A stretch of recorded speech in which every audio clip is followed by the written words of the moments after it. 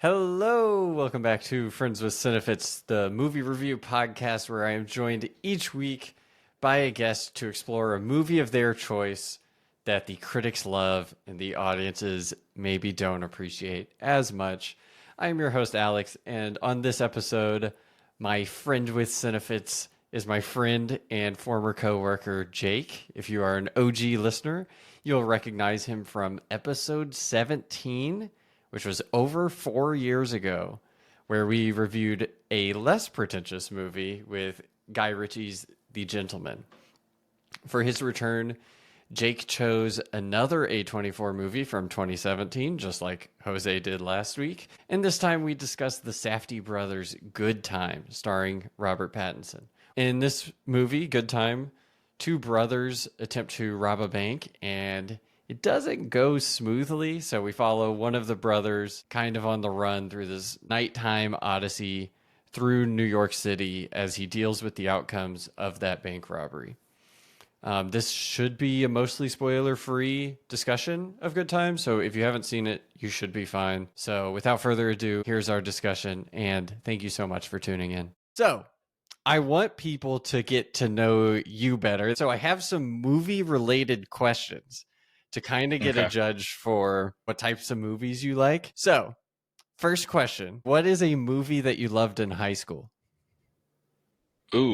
Hot Fuzz is the first one that comes to mind. Nice. Okay. Yeah, there's probably a ton more, but that was the first, remember that in high school heavily. Had the DVD and probably watched it many times. Yeah, that's a good one. I feel like Edgar Wright hasn't had a movie in a while. I know it's sad, but I also haven't I don't know, do you remember his last one that he had? There hasn't been a lot of Simon Pegg and Nick Frost, Yeah. Edgar Wright trio in a minute, but I'm sure Edgar Wright's had at least something that I'm not thinking He of. had a Last Night in Soho. Oh yeah, I haven't gotten to that one yet. When I saw trailers for it, I was interested, and then I never got to it. I was also interested by the trailers, but I think I did not have a good time with it, but Okay. it probably deserves a rewatch.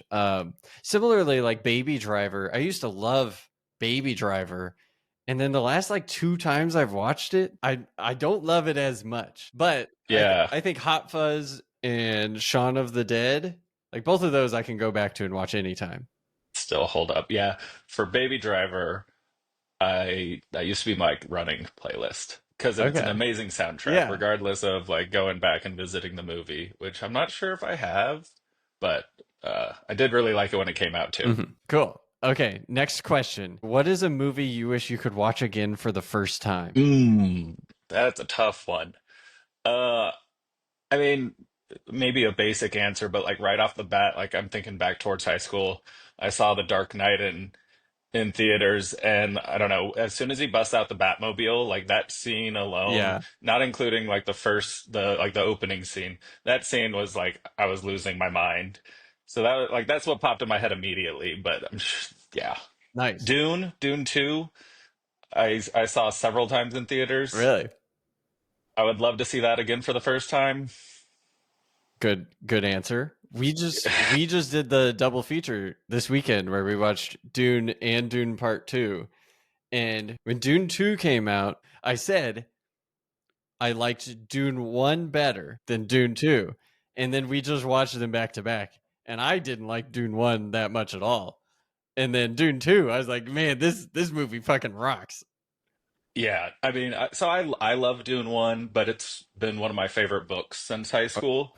And but when I got out of the theaters, I was like, this was perfect for me. I could see how a person that doesn't know the books wouldn't like it. So I was kind of surprised by the reception of it. And then everyone loved Dune 2, and I think it deserves that Yeah. much love.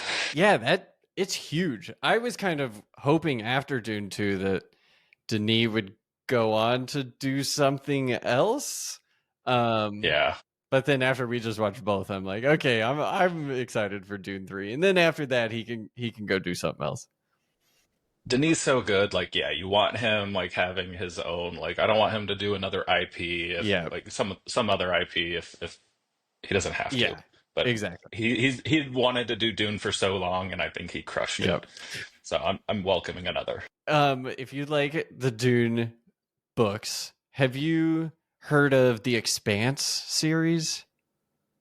It's like a sci-fi book. Yeah. So I haven't read them, but I watched most of the series. I don't know if I ever finished it. Okay.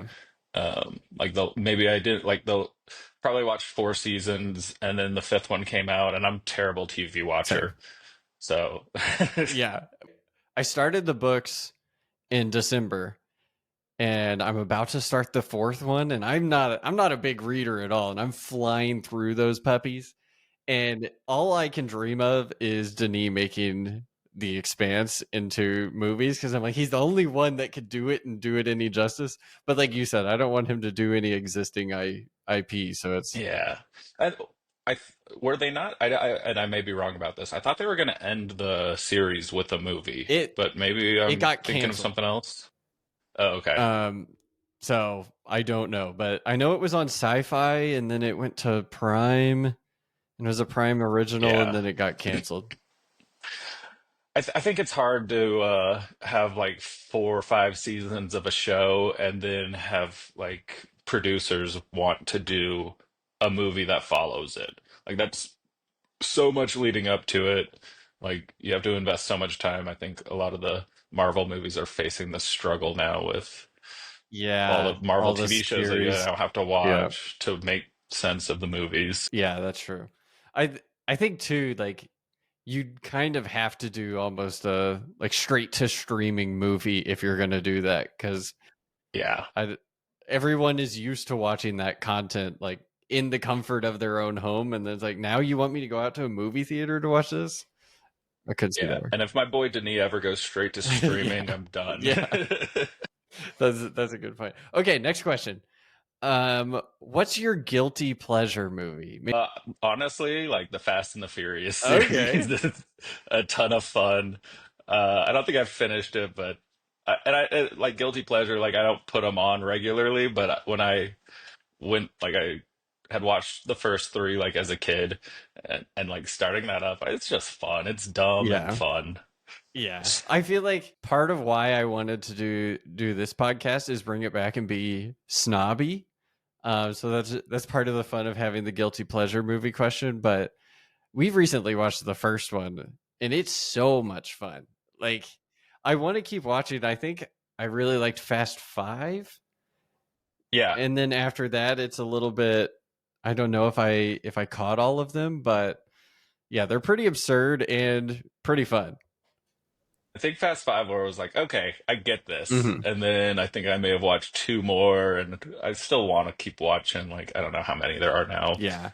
Once but once you get John yeah. Cena and The Rock in there and whoever else comes in later on, it's like Statham comes yeah, in. Jason Momoa I think was in one. Yeah, I haven't seen that one. Yeah, there's I too don't much think. going on for me. Okay, next question. What was your favorite movie going experience to the theater? It could be Dune Part 2 when you first watched that. Anything else? I mean, definitely Dune 2. We did Barbenheimer. We mixed in Dave and Buster's in the middle of it We to give us a break after we Oppenheimer. mixed in Applebee's. Dave and Buster sounds a little more fun, but yeah. We bought shirts too with Oh, Barbenheimer on really? them. That's cool. We went all You in. went It was Oppenheimer fun. then Barbie? Yeah, Okay. I thought we needed like a little lighthearted thing to end of the night, especially after like some drinking at Dave and Buster's. I don't want to have to lock in for 3 hours of Yeah, Oppenheimer. that's true. That's true. I did the opposite. And it was like you leave the theater crushed. Okay, so I'll move on to Good Time, directed by the Safdie brothers, released in 2017. This is another A24 movie, second one in a row. Also, this is the third movie in a row from 2017 I'm reviewing out of Wow. four movies. So good year, I guess. We'll see if I keep it up. Not on purpose. You let us Yeah, pick. exactly. It's kind of weird. This has a 91% with the critics and an 82% with the audience. So not a big gap. I think Yeah. last episode had like a 25 to 30% gap, so a little bit bigger. But I do feel like this might be the most approachable movie I've covered so far. I think you could watch this with the boys and they would maybe enjoy it. And I feel like the other movies I've covered, if you're watching them with the boys, they'll think it's Yeah. boring. Yeah. I will say, like, as soon as I started watching, I don't know, I feel like the opening credits were kind of like 15 minutes in or 10 minutes in. Like, Yeah. there was a lot, and they kind of went on for a while, but at that point, I was like, oh, I get, like, this is going to be a hard movie to Yeah. watch. It's uncomfortable. And, like, I was like, oh, same vibes as Uncut Gems. Because I don't think I've seen another Safdie brothers film besides that one. Okay. That's what I was going to ask was if you'd seen Uncut Gems. So you saw Uncut Gems first, and this was your first time seeing Good Time, correct? Yeah. Okay. Yeah. Yeah. Last night, And then, finally got to it. nice. They also had Daddy Longlegs, which just entered the Criterion Collection, I believe. I also haven't seen it. And then they also had Heaven Knows What, which is another movie I've heard a lot about. I think Heaven Knows What and Daddy Longlegs were pretty big on like the festival circuit. So definitely more snobby movies. And I saw that's how Robert Pattinson got involved with Good Time was he saw some of their other movies and reached out and said he wanted to collaborate. And they had actually written Uncut Gems before they wrote Good Time. And they were like, he's maybe not Robert Pattinson for Uncut Gems. It's not a good fit. Yeah. Yeah. And then they ended up writing Good Time and having him in it. And then after Adam Sandler saw Good Time, he was like, guys, I want to collaborate. And then they were like, okay, I think they rewrote Uncut Gems to kind of focus on Adam Sandler a little bit. So, Okay.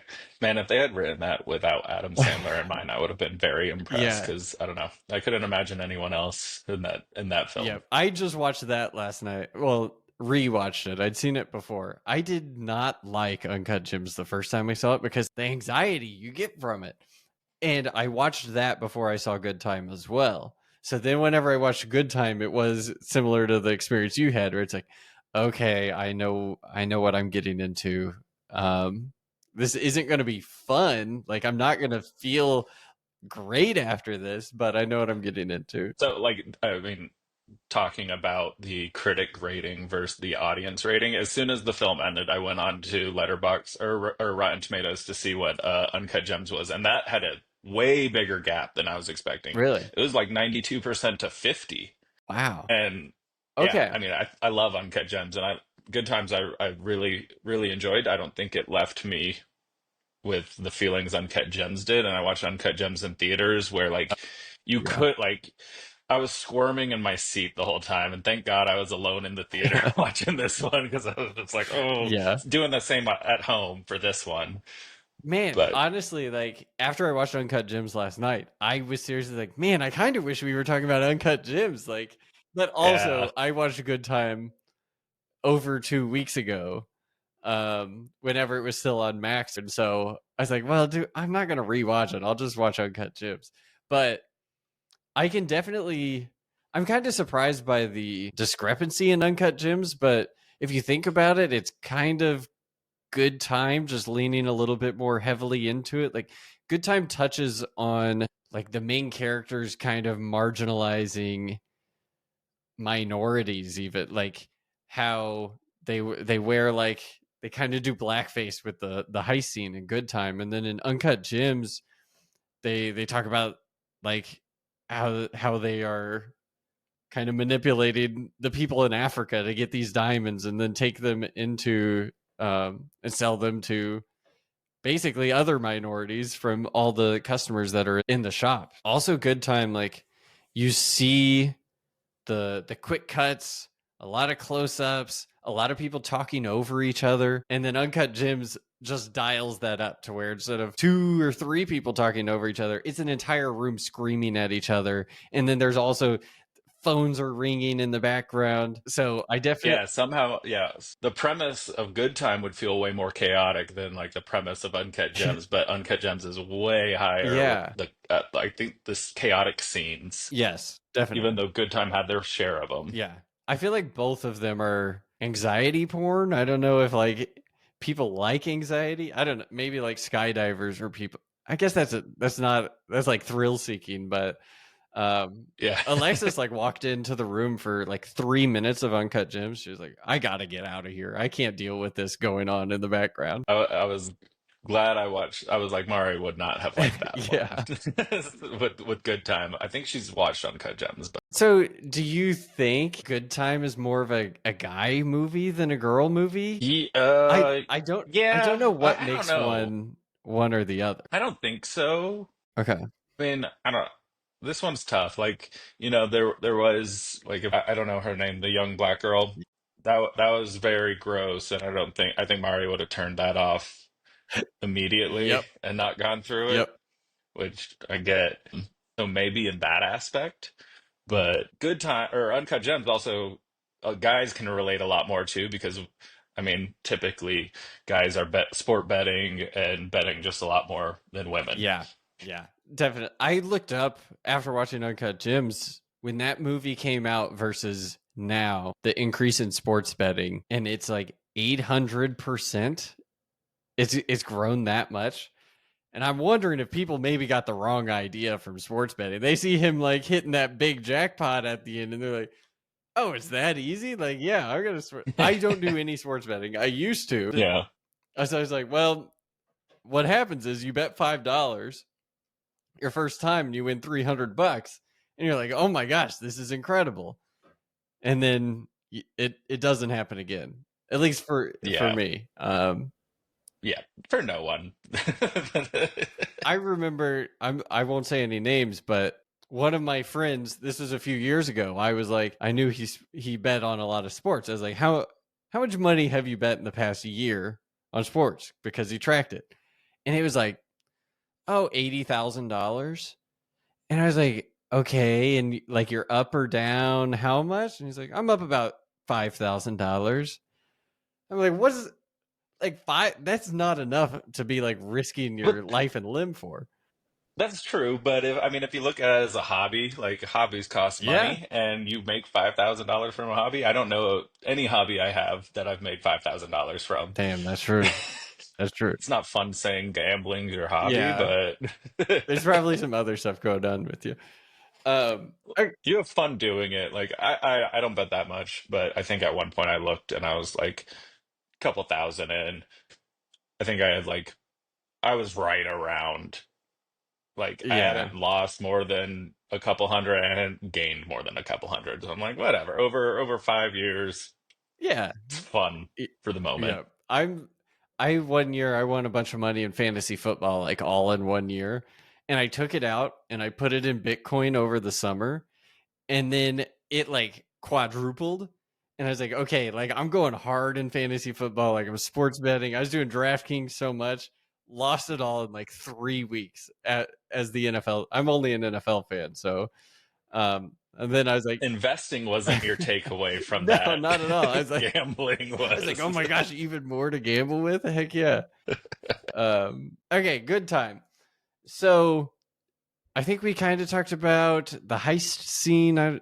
Um, I thought that, We touched it. yeah, Touched I it. wanted to talk about it more because I think on first watch, I was like, oh, like this is cool. They're doing a heist. And then on this watch, it just made me sad that because the opening scene is the Nick character in therapy, and he's like he starts to have a tear and like he might be having a breakthrough, and then Connie, played by Robert Pattinson, comes in and tears him out of there.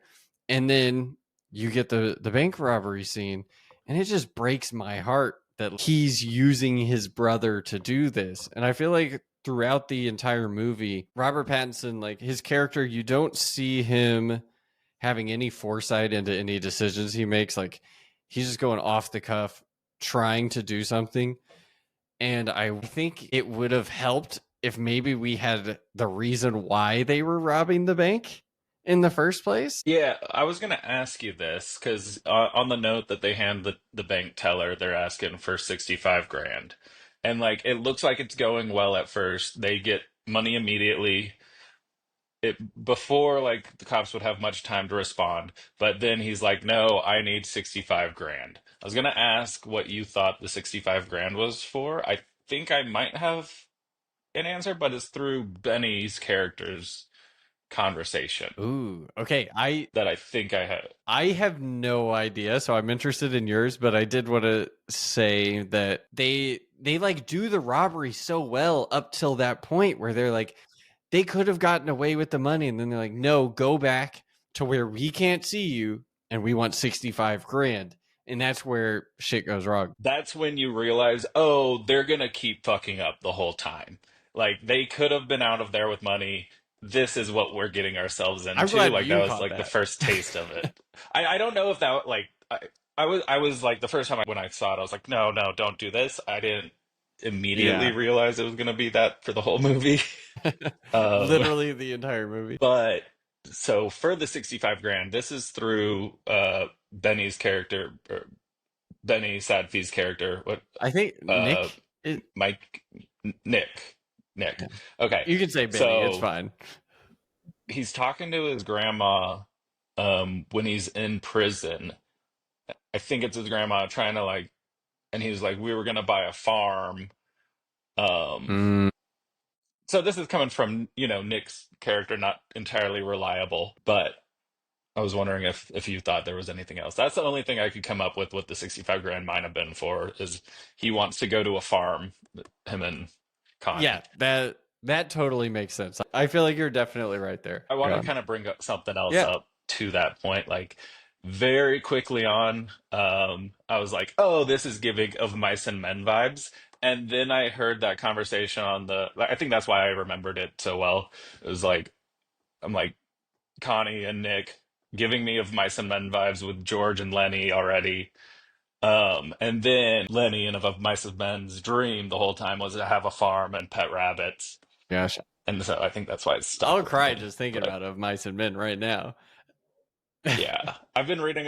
John Steinbeck's my favorite writer, and I like just finished Cannery Row, Okay. um, I which haven't read that one yet. I absolutely adore it, Okay. and it's not heartbreaking unlike Really? all of his other Yeah. books. Yeah, This is the fourth episode since I've brought back Friends with Cinefits, and this is the second time that me and a guest have talked about how much we love John Steinbeck. So it's perfect. I love that. That's crazy. When I was watching this movie, I was like, "Oh, this is perfect." Yeah, I I never I thought of love that. it. That's a good one.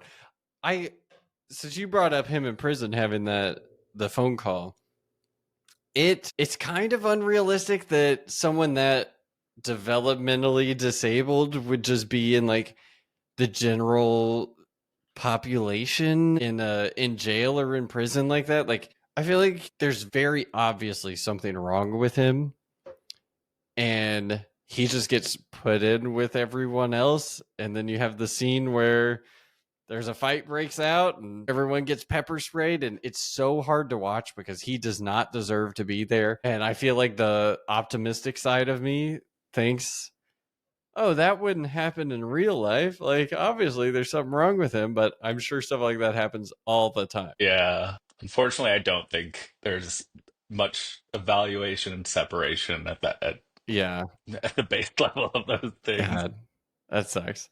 Yeah, I was curious. I think Connie, the Robert Pattinson character, throughout the entire movie is kind of the worst, personally.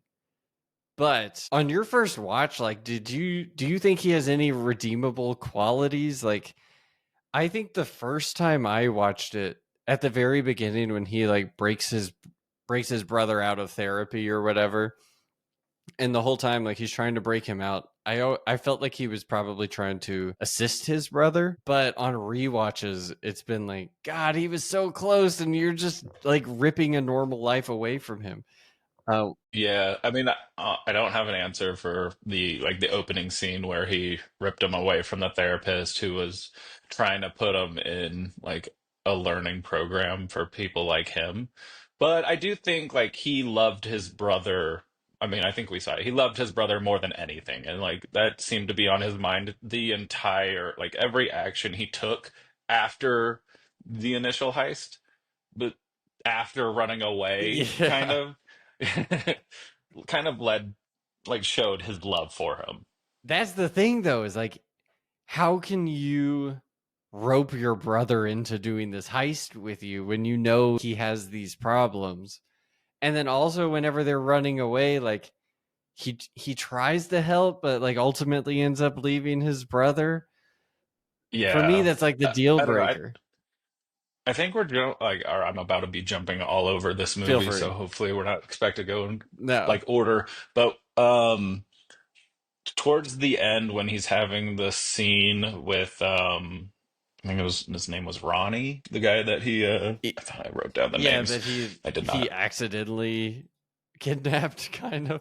Yeah, remember when they're in that apartment and the Ronnie, let's just call him Ronnie at this point until you correct me. I'm trying to find it. Ronnie was having a Ray. conversation with him. Ray, okay. I was Close. got the first letter RY. right.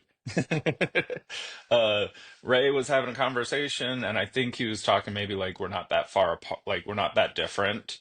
I get what you're doing, and then Connie was like, don't,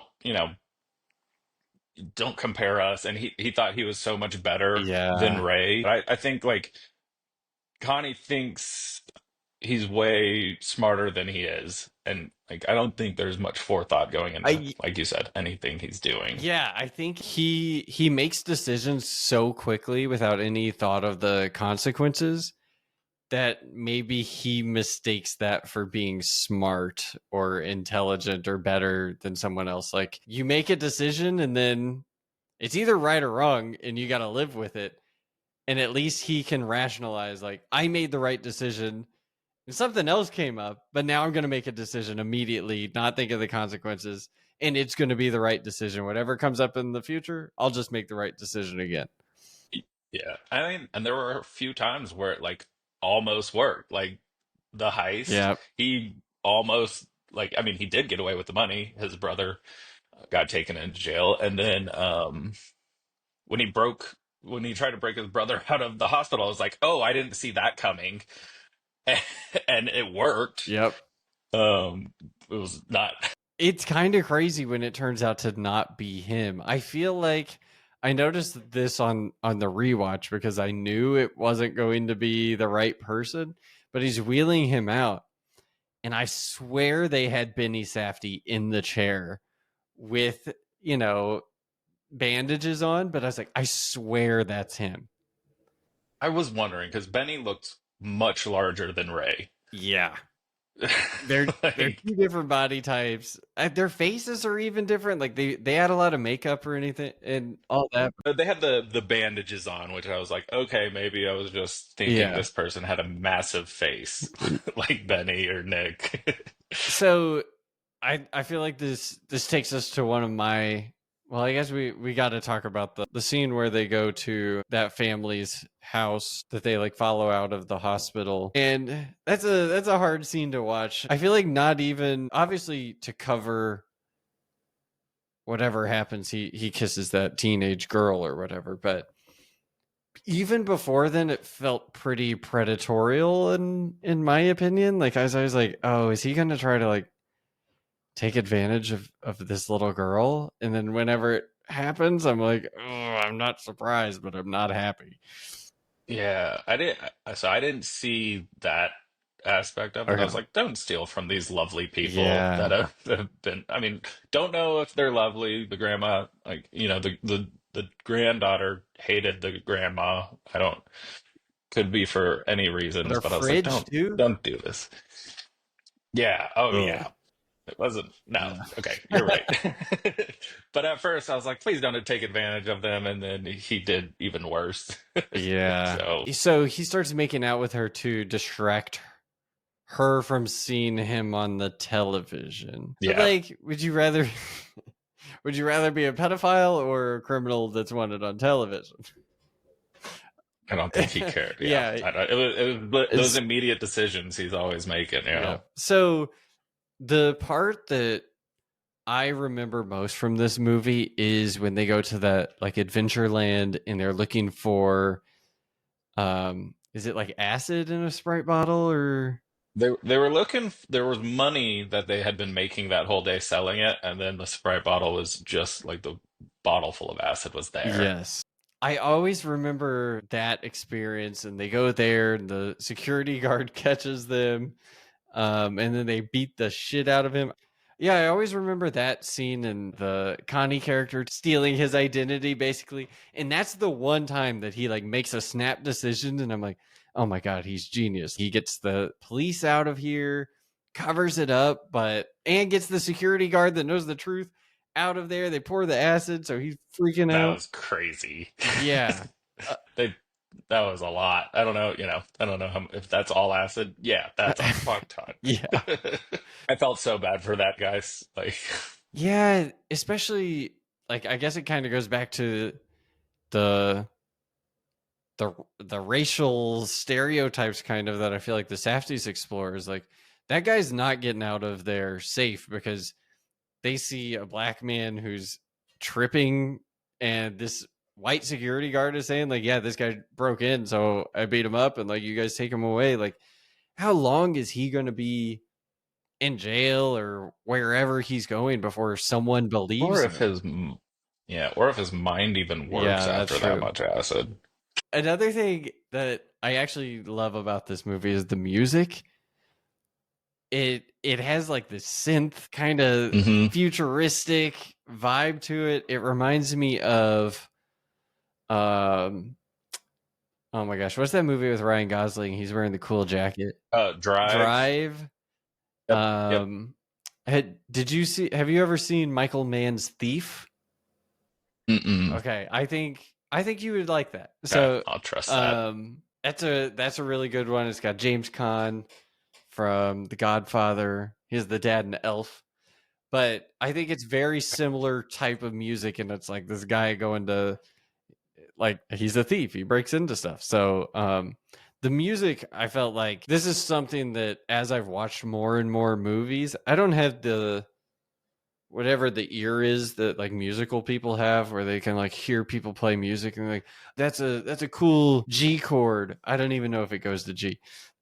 I don't have that. I'm not musically inclined, but as I've watched more movies that have distinct music or soundtracks to them, it really brings me in and makes me appreciate a movie a lot more. Yep. I think that was like this. It was the first thing, my first note when I think I took a note like towards the end of the movie and then just wrote them all down afterwards. But soundtrack techno loved was like my first note in there. Do you listen to that type of music generally? Because I don't listen to that type of music, but when I hear it in a movie, I'm pumped up. So I like disco music and like I think I don't know. No, I don't. Okay. I don't listen to like What's EDM disco? Like or the like Bee any. Gees?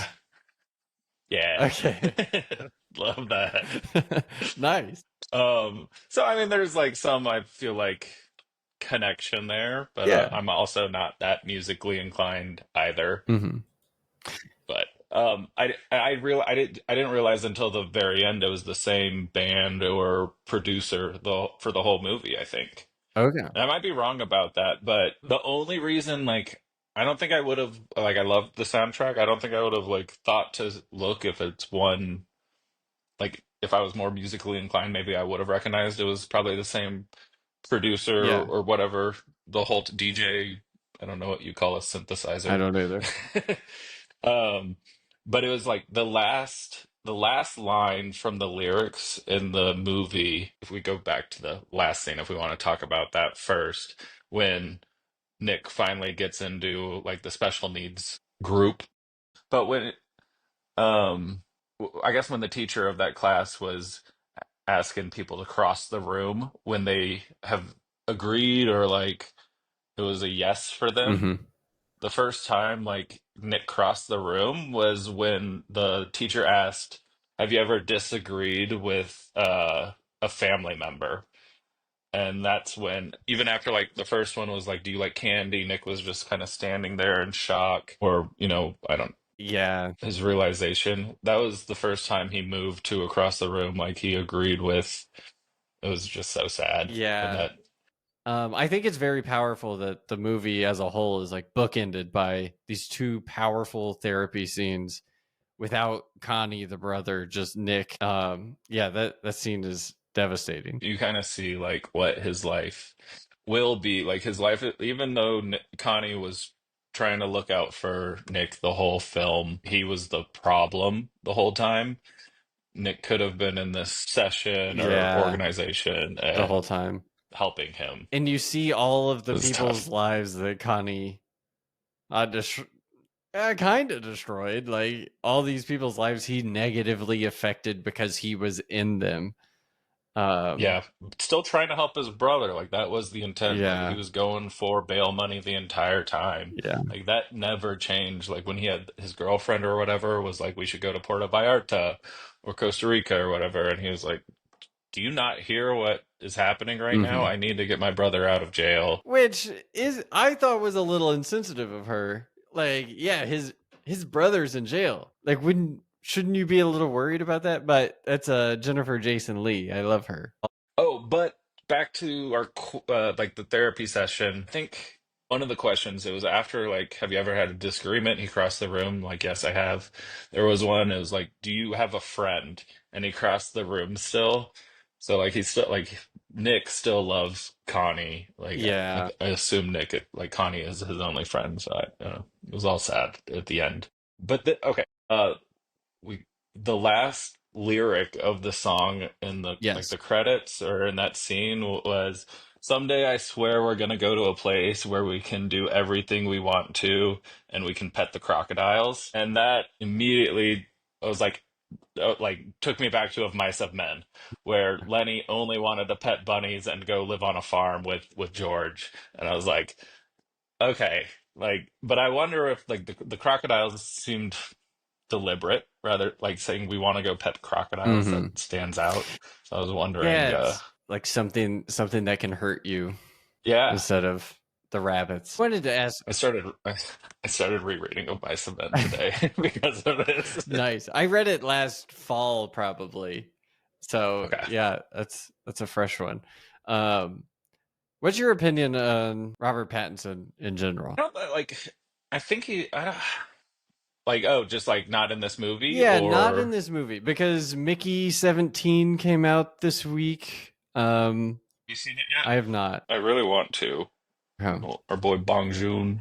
I like Bong Joon, but my least favorite movies of his are the like dystopian sci-fi. Like I'm not a Like Paris or not Paris, yeah, I'm Snowpiercer. not a big Snowpiercer guy, and I'm not a big Okja guy. Let's seen And that this one. seems along those lines. Yeah, Snowpiercer I liked. Didn't blow me away, but it was like okay, it was fun, cool.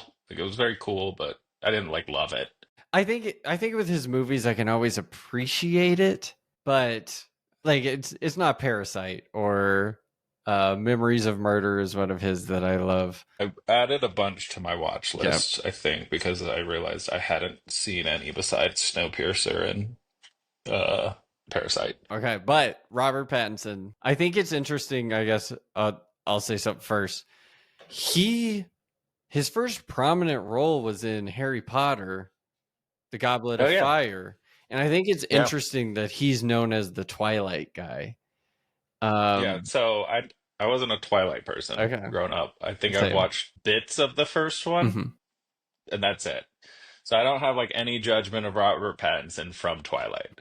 I liked him as Cedric Diggory when I was a kid watching Goblet of Fire because I loved Harry Potter. And then I love the light. Like I think he's amazing in the. I think his performance in Lighthouse is better than his performance here. Like not that his performance was bad here, but no, he was good, but nothing like really like completely stood out to me in this movie from his performance.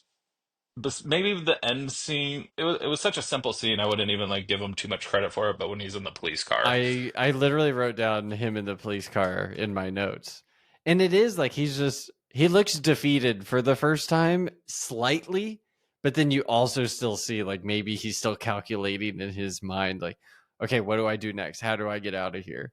so I, don't- I it doesn't like I loved it. It wasn't bad. There wasn't anything that I like Mhm. saw wrong with his performance, but it didn't completely stand out. But it didn't detract at all. What do you think about Robert Pattinson? I think I love Robert Pattinson, I love Bobby P. but like I love his Batman.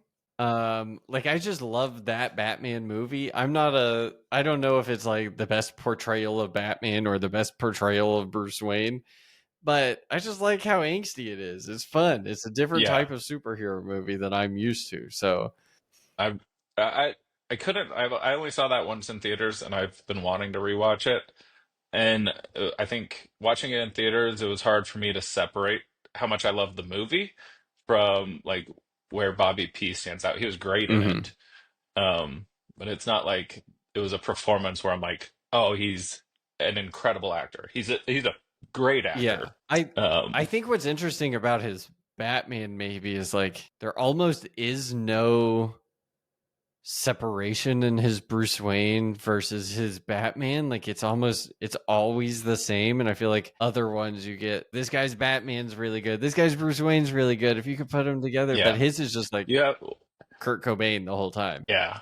We have to look at the other Batmans. It's been Christian Bale playing the biggest billionaire, Yeah. and then we have Val Kilmer and George Clooney as Batman. It's Michael like, Keaton. bro, yeah, Yeah. Michael Keaton. So I love the portrayal. Yeah. Yeah, it was Yeah. fun. I agree. I don't love Tenet, but I liked Robert Pattinson in Tenet.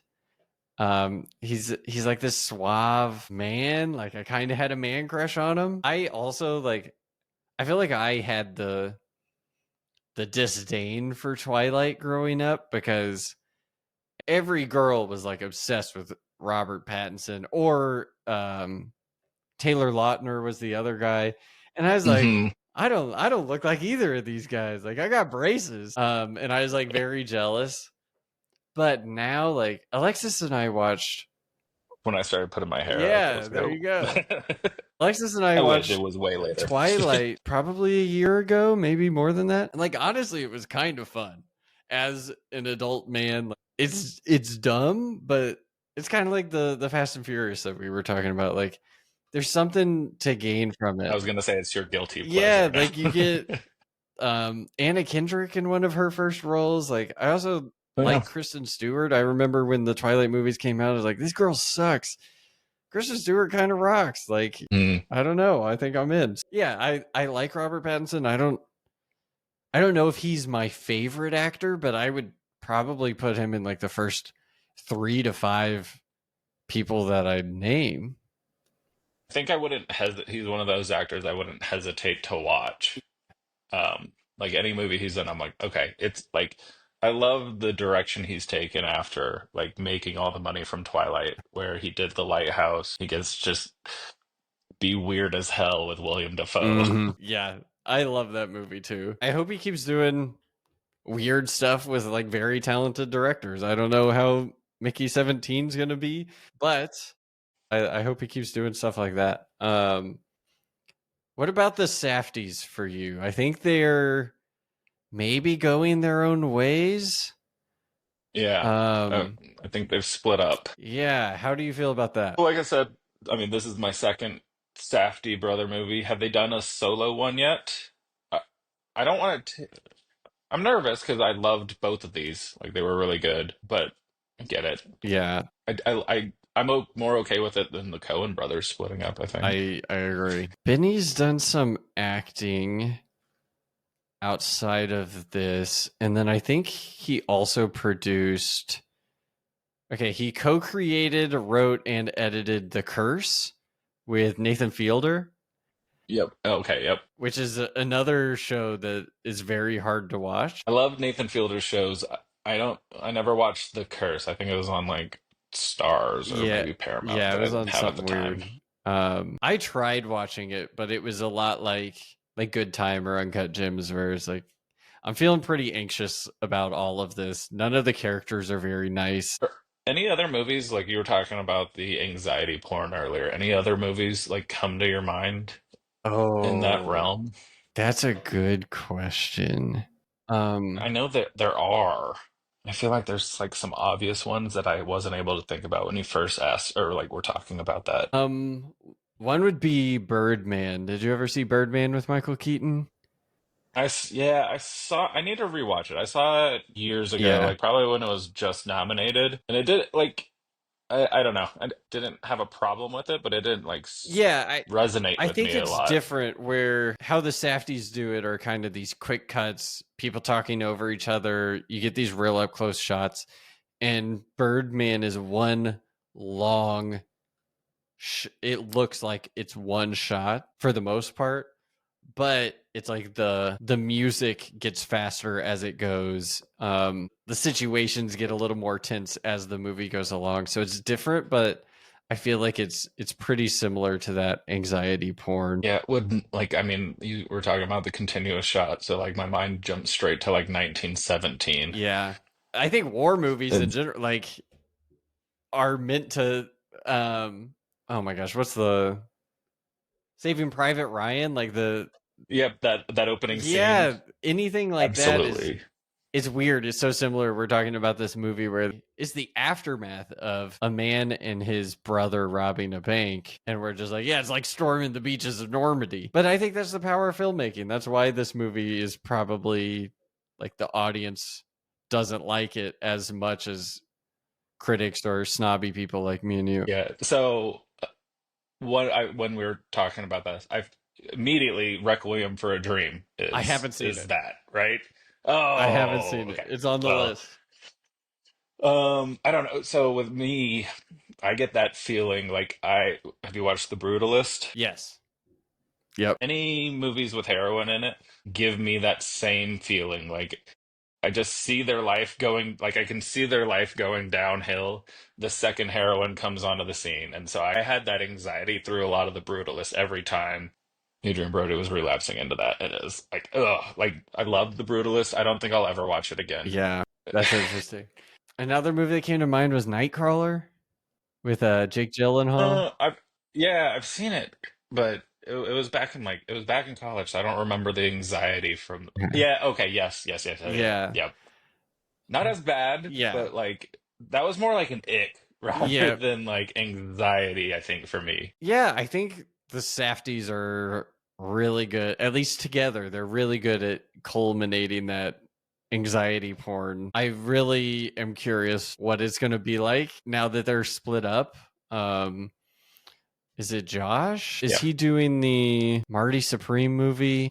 I think it's Timmy Chalamet's next movie, and Tyler the Creator's in it. Oh, Gwyneth no, Paltrow. that's Yes, cool. it is Josh Safdie. Strong start for his like solo Yep. debut. Co-wrote with Ronald Bronstein, who also co-wrote Good Time and Uncut Gems, I believe. So I'm excited for that one. I think it should come out. Yeah, it comes out Christmas this year, 2025. Okay, So that's fun. it's about like a ping pong player or something. That's what Okay. I'm like. I was watching Uncut Gems last night, and I'm like, how do you do Uncut Gems, but it's about a ping pong player? Uh-huh. No, I mean, I would love to see that spin on if that's the direction they go. Yeah, Like, I'm excited to see that. Like, what are you gonna do? yeah. If they keep making movies like this, I guess they're split up. But like if they go their separate ways and they make more anxiety porn, do you think it'll like run its course, or there's a I could market see for it? it, but I could see it running its course, but I don't think it's like a guarantee. Hmm. Um, I'd like to. I would like to see them do something other than it. I mean, I should probably just explore their. I don't know if their entire filmography It is that. it sure seems like it. Um, Okay. like Daddy Longlegs, I think is one that's like on the streets of okay, an irresponsible divorced man spends 2 weeks with his young sons. I think it's like on the streets of New York City. It sounds a little crazy. Yeah, heroin sounds involved in that, and I'm Yeah. out. Have you seen the artwork for it? You should look up the artwork for it. Yeah, I don't know. I think us having a hard time saying movies that are similar to these, like, kind of speaks to the place movies that the Safdie brothers are making have in the cinematic world. Like, yeah, maybe there are a lot out there that just you and I don't know, but Requiem for a Dream is definitely in that mhm. realm and may have inspired. I'm saying that is the only other one I can come up Yeah. with. May have inspired the Safdie brothers, Okay. but if you ever want to watch it, it's good. I've What? I've heard But that, but then everyone's like, I'll never watch it again, but it's a good movie. have watched it more than twice or more Really? than once. So Okay. yeah, I really I didn't liked know it. that was possible. I thought if you watch it more than once, you blow up. Okay. You gotta watch, look over my shoulder. Um, I also wanted to say, I think with this movie, it gets to the point where drugs are involved. It's like drugs and money, but I think it's kind of like the Hitchcock thing where what word am I? The term he coined, a MacGuffin. Like it could be anything that they're looking for. Like at some point they're looking for money, or it's the Sprite bottle or whatever. Like it could really be anything, and you just have these characters acting the way they are. I'm into it. I don't care what they're looking Yeah, for, where it's set.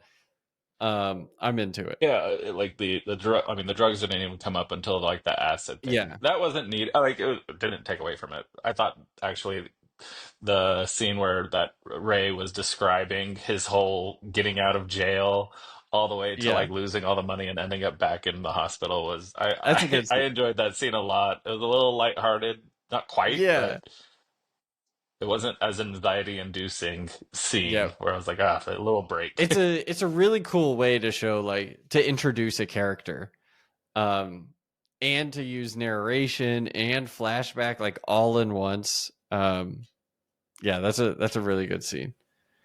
Pretty terrible comparison, but you know, in like Ant-Man, like Michael Pena scenes where he's Yeah, yeah, that's those true. were always fun. Like Man, I forgot all where about that. That's Edgar Wright yeah. directed that, and then like was canned or something. So Okay. Yeah, he was man. I would have loved an Edgar Wright yeah, whole Marvel I movie. think with that movie, there are parts in it where you're like, okay, I see some Edgar Wright in here, and then there's Hmm. other parts where it just feels way more neutered. Yeah, I love heist movies, so like the first Ant-Man, I like, it's Yeah. fun. Did Um, did Good Time classify as a heist movie for you? yeah, I mean, it did. Okay. Definitely more on like the thriller side of it, but uh, not as much planning. I guess that is a Yeah. huge part of heist movies, right? There's some heist movies where I feel like the planning is the heist. Like, is that what Yeah. the Oceans movies are, where it's like it's just the They planning? see like you kind of see how it's gonna go, and then sometimes you see like where it actually goes. But yeah, I think there's a lot of heist movies where like the planning is Mm-hmm. it's happening all at the same time that they're making the plan. Yeah, yeah. Okay. I could talk about heist movies for a long Hey, you time. got to come back to. I think there's some heist movies that the critics have loved and the audience has hated. So Really? yeah, Okay. I'm interested in yeah, those. we can definitely do that. I also love a good heist movie.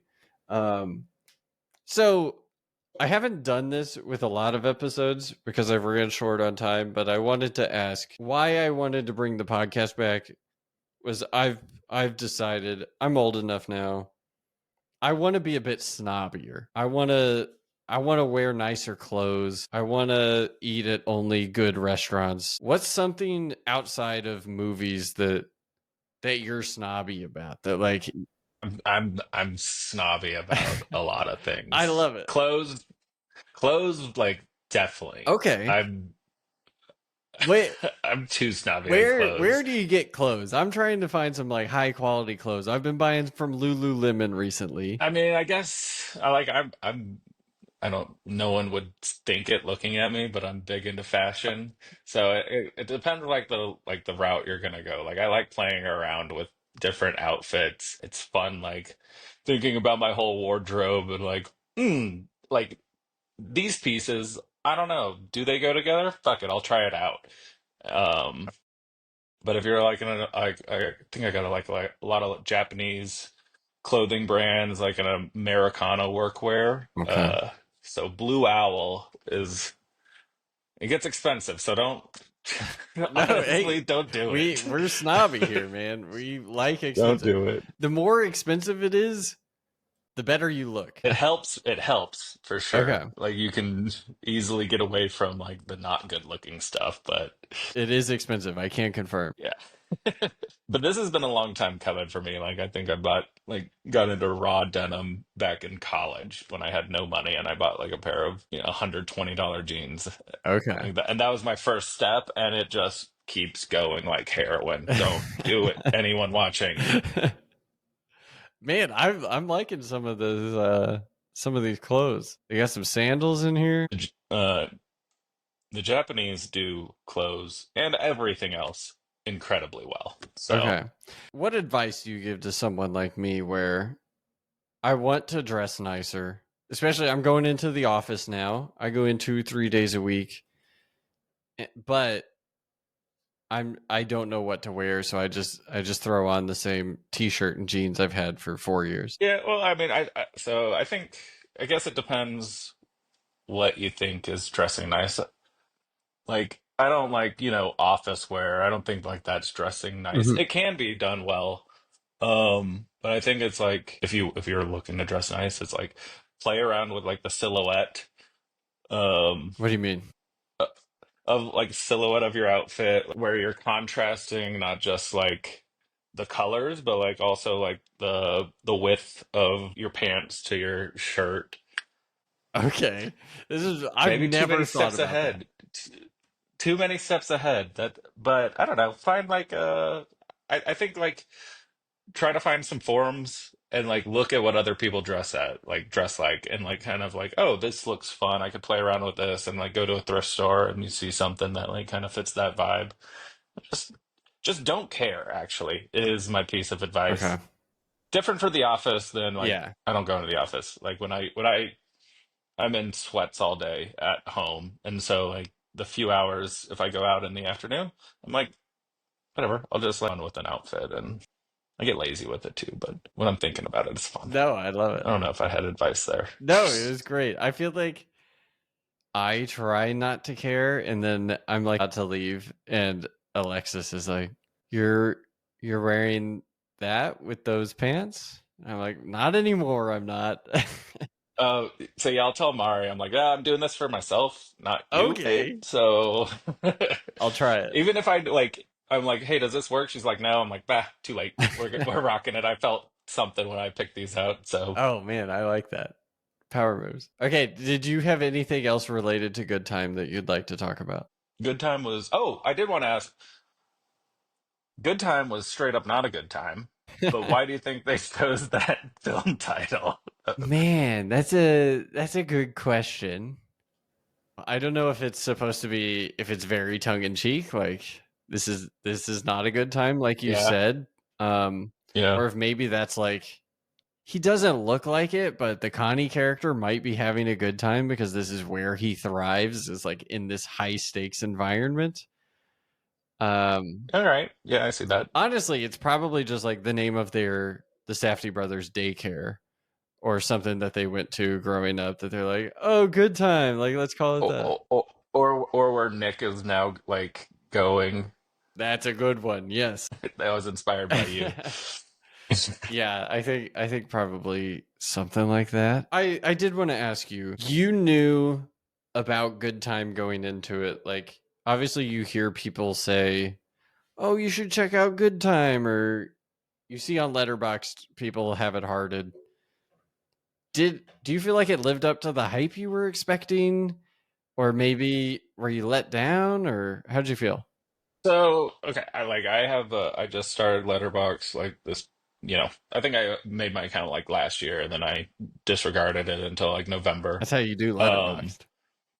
yeah, but I don't know. I'm not a person that watches a lot of trailers. I don't like go into movies a lot, like unless it's like a big movie, like or it's like a very acclaimed movie, like everyone talks about. Like I won't know what a movie's about when I go into it, besides like, oh, it's a thriller.